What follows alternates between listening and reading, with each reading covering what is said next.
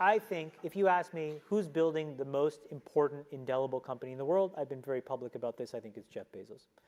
Part of what he realized was the value of slow compounding. So here's my little theory about company value creation.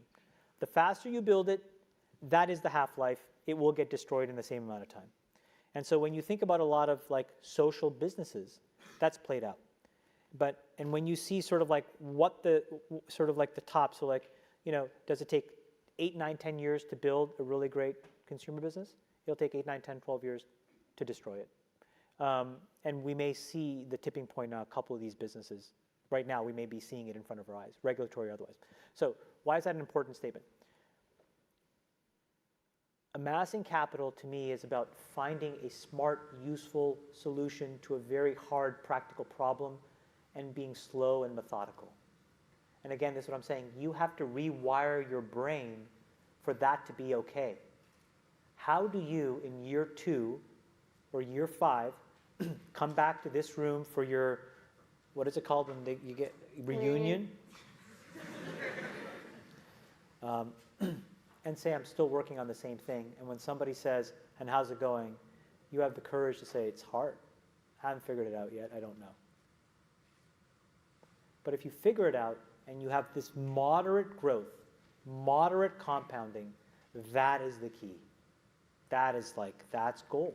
You know, I look at like our returns and it's so funny because it's like, you can get so enthralled by IRRs in our business. And like, you know, I have friends who run other organizations and they're like, we posted 92% IRR. And I'm like, well, you can't eat IRR. What does it really mean?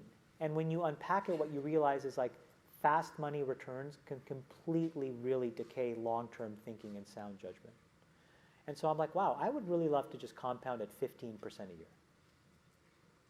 And the reason is because if I can do that for 50 years, that's $250 fucking billion, like some crazy number. Like, it's just enormous. So it's like slow and steady against hard problems. Start by turning off your social apps and giving your brain a break. Because then you will at least be a little bit more motivated to not be motivated by what everybody else fucking thinks about you. Do you know what I'm saying?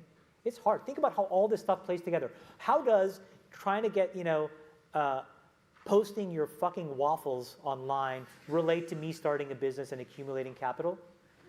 This is wiring your brain for super fast feedback. It's the same brain you're using to build a company. Don't think they're not the same. Do you know what I'm saying? No? Yes? No? Yes. Yes, right? You have one brain. So you're training your brain here, whether you think it or not, whether you know it or not, whether you acknowledge it or not. Acknowledge that these things where you're spending hours a day are rewiring your psychology and physiology in a way that now you have to use to go and figure out how to be productive in the commercial world. So if you don't change this, you are going to get the same behaviors over here. Change this. There's a reason why Steve Jobs was like anti-social media. I am telling you I'm not on these fucking apps. I'm not him by any stretch of the imagination.